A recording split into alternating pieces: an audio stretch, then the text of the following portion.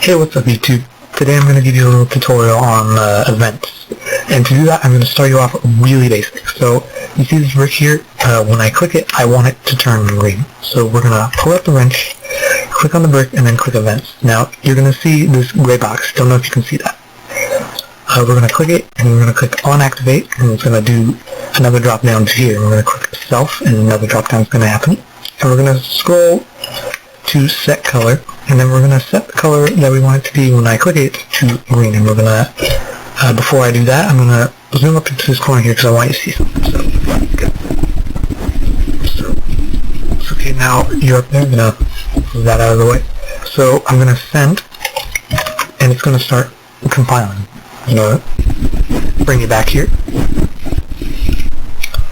that back, and see, now it's done. Took 8 2/4 or whatever seconds. That would be 8.5. I'm stupid. That took a lot longer than I thought it would. I think that's because I got a little distracted, but now that it's compiled, I can click it, and you see it turns green. But what if I wanted to go back to red? Well, I can click it again, do the events thing, change the color, if I can click it there, change the color, send it, compile it. See, that took a lot shorter. Click it, and now it's back to red. But what if I want to toggle back and forth? It's a little bit more complicated, but we can do it.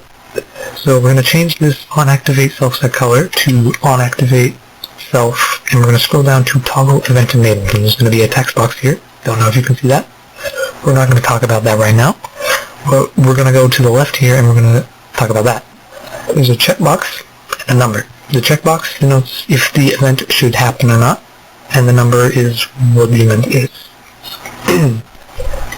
So, with that knowledge, we're going to do the second event here, on activate self, and then set color to green.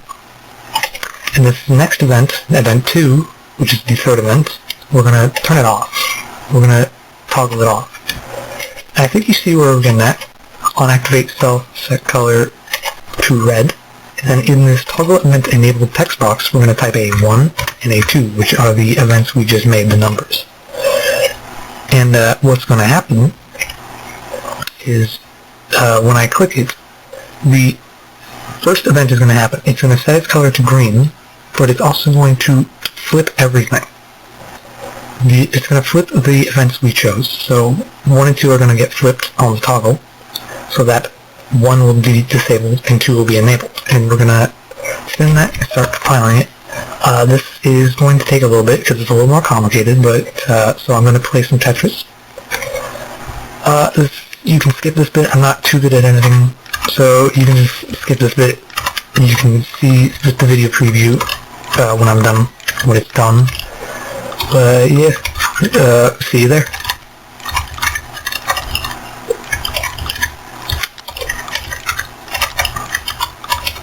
Pretty good pieces of fun.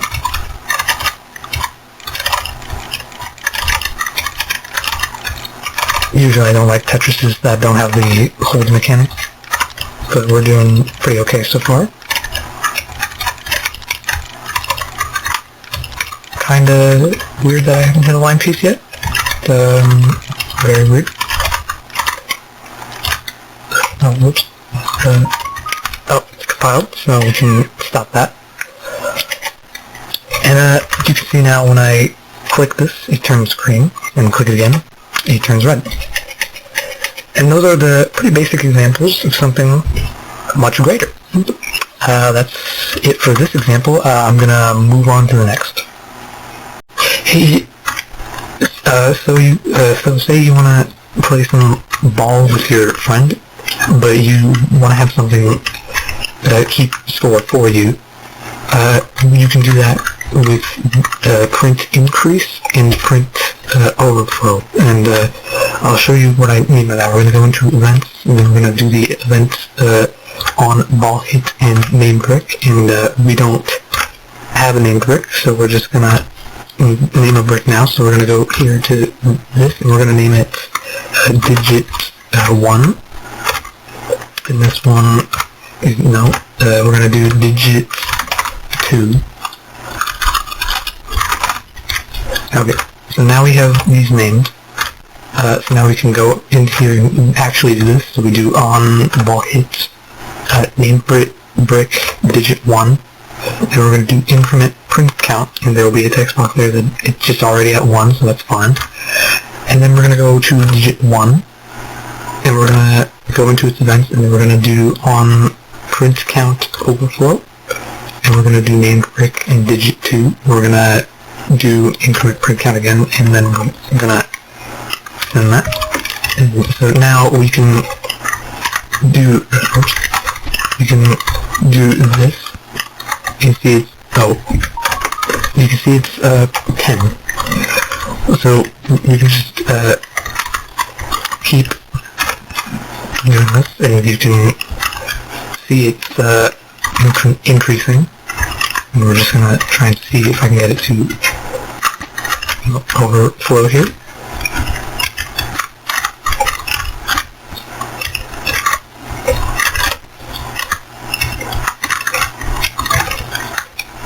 Oh shit, it's that guy!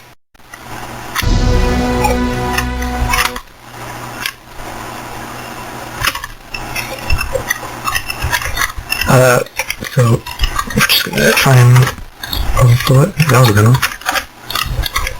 So, I'm just gonna change the ball. This is getting a little annoying. This I think will be better. Oh yeah, that's way better. Yeah, it's a lot better. So see, now it's 1, and you can do other things like when this overflows, you can have it like play a sound or something. I don't know, but that's a pretty good example of how complicated things can get. I'm going to move on to the next example. So I'm going to end you off with a pretty more complicated example.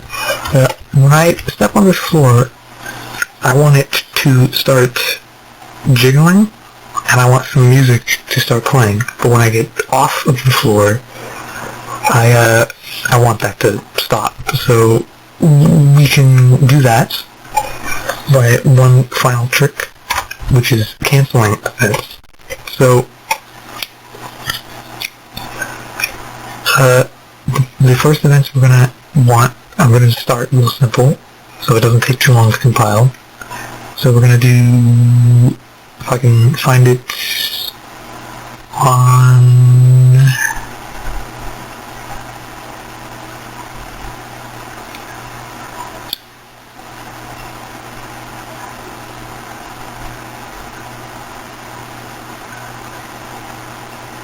player touch, and then self, and then whoops.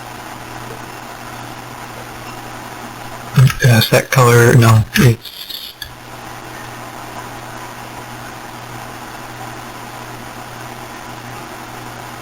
shape effects, and then below, and then we're gonna go into this little delay section and set the delay to like 300, and set it, and this will be what happens when I get off of the floor.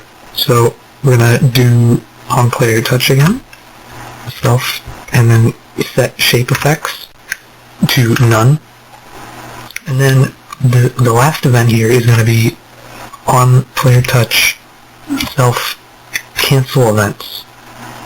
So now we're going to send that, and we're going to see that it took 3 seconds. So now I'm going to step on this, and you see it starts jiggling. I step off of it, it starts not jiggling. So now I want to play music along with it. So now we're going to get a little more complicated. So we're going to do on player touch, named brick music, and we're going to set the music to whatever I want, really, just anything. And then we're going to have the 300 thing happen. So play yourself. Oh no, wait, yes. Named brick music. set music to none, 300, and now that should, when I step on it, it's gonna play music, and when I step off of it, it's gonna stop playing music. So I'm just gonna send that there, and it's gonna compile for a bit.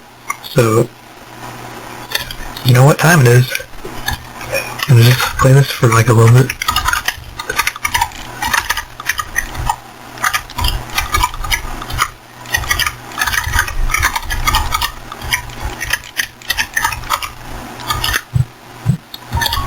Okay, it's done. So I'm gonna stop that. And now we just step on it. Oh man. So I screwed up. I don't know where. So I'm just gonna do it again. So, and now we're gonna compile it. So okay, now we can go back to that. It's gonna take a long time again. Again, you can just skip this bit. You can use the video preview and what have you.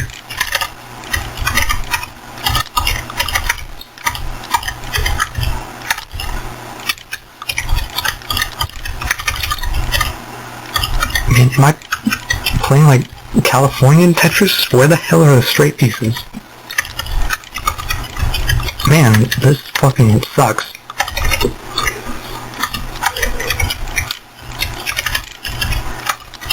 Yeah, you'd think after all these years he'd fix compile time by now, but he has other business, I guess.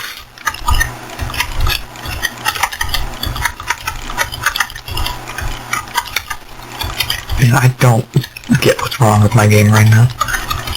Like, man, where are the fucking...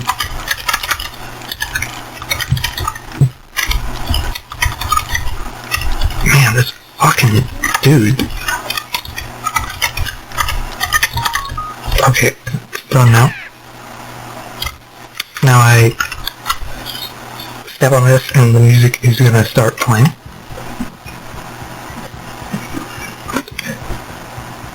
That's not what I wanted. Huh. I guess that's what I wanted. So it was supposed to play this. I don't know why I didn't.